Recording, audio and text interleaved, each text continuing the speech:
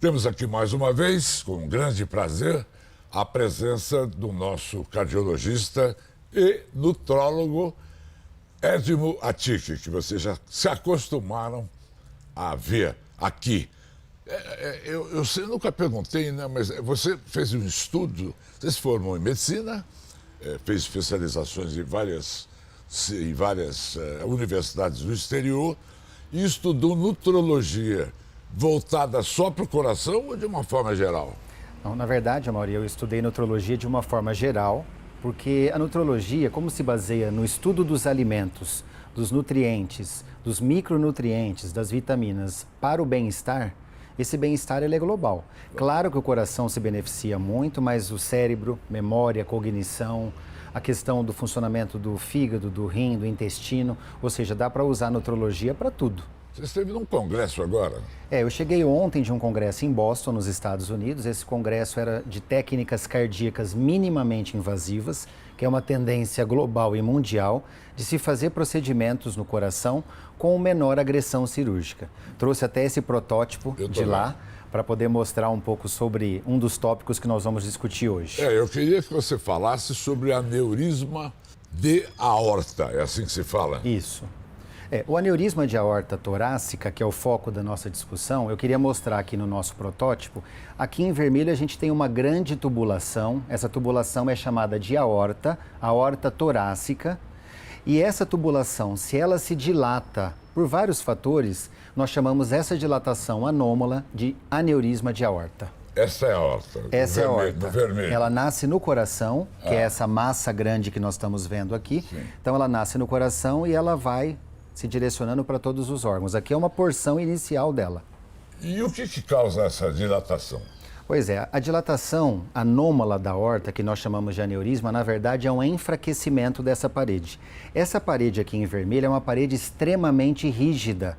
Quando você toca essa parede na cirurgia, você sente uma consistência muito significativa, até para suportar o fluxo sanguíneo que corre dentro dela. Só que o enfraquecimento dessa parede é o que se chama aneurisma, pode ser causado pelo acúmulo de gordura, pode ser causado pelo tabagismo, pode ser causado por doenças genéticas, pode ser causado pela hipertensão arterial, ou seja, é um processo cumulativo, crônico, que vai se instalando ao longo do tempo. Agora, quando isso acontece, há necessidade de intervenção cirúrgica?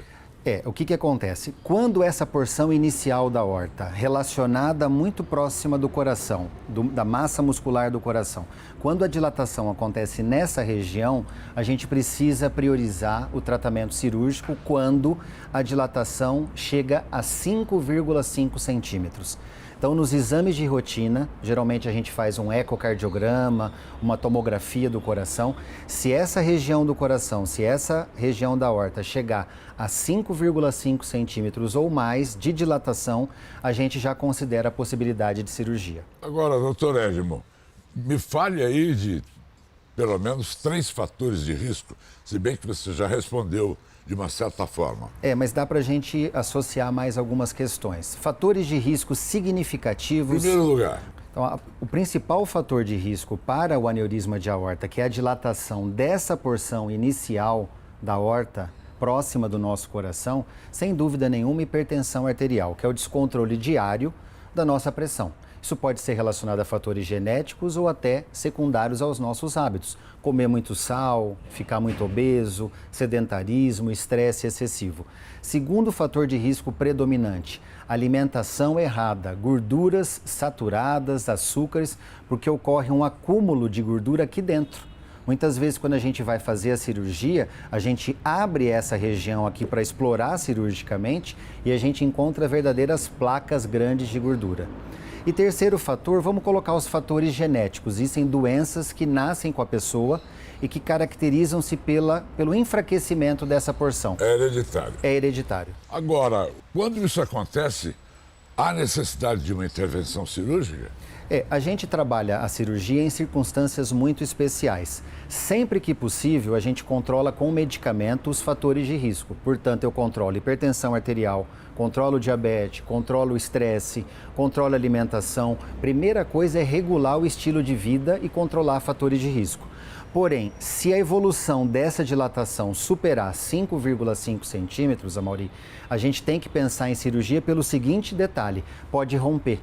Entendi. Se essa dilatação, que na verdade é um enfraquecimento, é como se fosse uma bexiga cheia de água, parede fina, frágil e com muito líquido dentro. Se essa dilatação chegar a 5,5 centímetros ou mais, ela pode romper. Se romper, o risco de morte súbita é imediato. Então eu preciso considerar a cirurgia nesses casos. Esse coração aqui eu estou vendo, aqui, abre aqui para mim, Edmo, só para eu... É interessante esse... Aqui a gente vê as válvulas cardíacas por uma visão interna. Aqui é uma outra visão que a gente tem, mostrando as válvulas internamente. Aqui é como é o nosso coração mesmo. E aqui mostrando a massa muscular do nosso coração, o miocárdio aqui em vermelho. E inclusive essas linhas avermelhadas são as famosas artérias coronárias que, quando entupidas, dão o famoso infarto, o famoso e temido infarto do coração. Aneurisma de aorta ainda.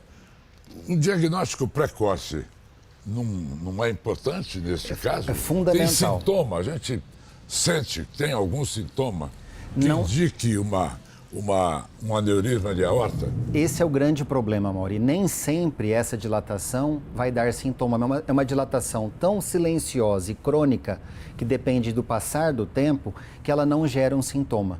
Porém, quando chega nesse nível de maior dilatação, com risco de rotura, a pessoa começa a ter dores no tórax. Não são dores típicas de infarto, aquela dor localizada à esquerda, que pega o braço esquerdo. São dores mais difusas, mais inespecíficas, mas que incomodam a pessoa. E a gente tem que realmente pensar numa prevenção fazendo um check-up periódico. Você perguntou como prevenir. 2 exames básicos a gente pode usar para prevenir. O ecocardiograma, que é o ultrassom do coração, você passa um aparelho sobre o tórax da pessoa e você vai avaliar se existe dilatação nessa região. Ou a gente faz a tomografia da aorta, existe um exame chamado tomografia de aorta ou angiotomografia, é a mesma coisa.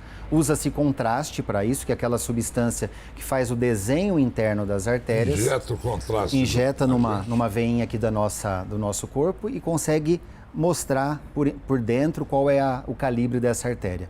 Esses 2 exames têm que fazer parte de um check-up específico de um cardiologista que está querendo realmente diagnosticar e prevenir um aneurisma de aorta. Obrigado, Edmo. Obrigado. Está claríssimo.